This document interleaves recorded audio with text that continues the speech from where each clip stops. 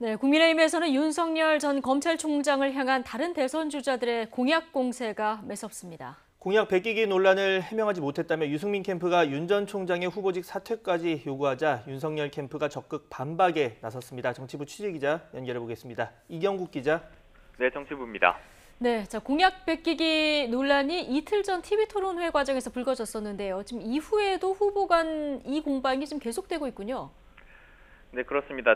TV토론회 내용 먼저 설명드리면요. 그제 진행된 2차 TV토론회 때 유승민 전 의원이 윤석열 전 검찰총장을 향해 군 복무자 주택 청약 가점제 공약을 베꼈다고 지적하자 윤석열 전 총장은 제대한 청년 등을 인터뷰해서 만든 공약이라며 자료를 제공하겠다고 반박한 바 있는데요. 오늘 새벽 윤석열 캠프가 공식 SNS를 통해서 관련 자료를 공개했습니다. 국방정책과 공약을 만드는 과정에서 의견을 들은 대상자들의 명단입니다.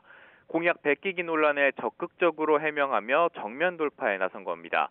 윤석열 캠프는 가점제 공약을 MZ세대를 포함해서 다양한 의견을 들어 만들었다고 거듭 강조했고요.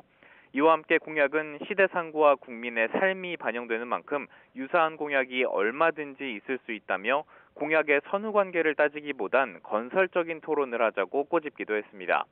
하지만 유승민 전 의원 캠프는 동문서답이라면서 윤 전 총장의 후보직 사퇴까지 압박했습니다.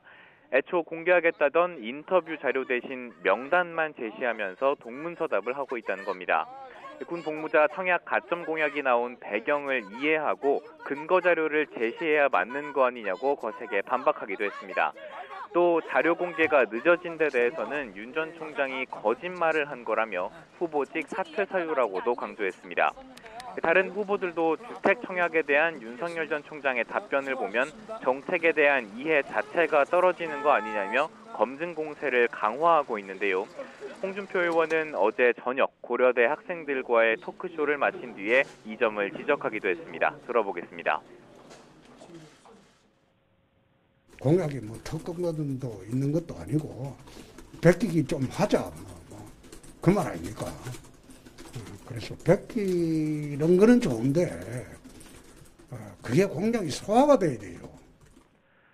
내일 예정된 국민의힘 대권주자들의 3차 TV토론회에서도 윤석열 전 총장의 공약을 둘러싼 공세는 이어질 것으로 보입니다.